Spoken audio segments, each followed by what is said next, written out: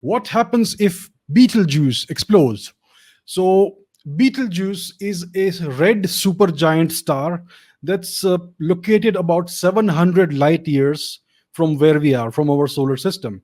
Which means that if we shine a beam of light at that star, it will take that light 700 years to reach there.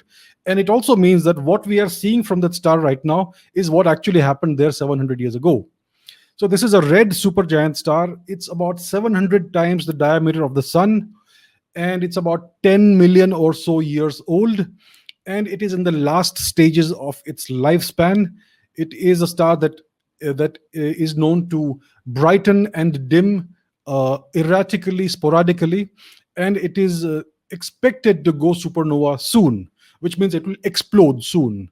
Now, when will this happen? It could happen tomorrow, it could happen next week, or it could happen sometime in the next 100,000 years, 1 lakh years. So, when this star explodes, first of all, it is not a threat to us. A star would need to go supernova somewhere in the vicinity of 50 or so light years for it to pose a possible threat to the solar system and to us living on this planet. This star, when it explodes, it is not going to be a threat to us, but it's going to give a very very spectacular light show. So it will shine with the intensity of almost the moon, or maybe half the moon. And when we see the moon in the sky, it's this big, right? But this star, when it explodes, all that light will come from a single point because it's so far away.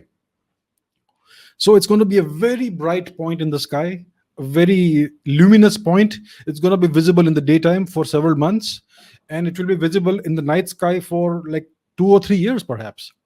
So that's what's going to happen, and it is situated in the Orion constellation. So after it goes supernova and it dies, that star will vanish from there.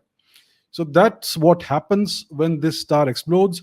99% of the energy of the supernova explosion will be in the form of neutrinos, which are invisible. These are weakly interacting particles.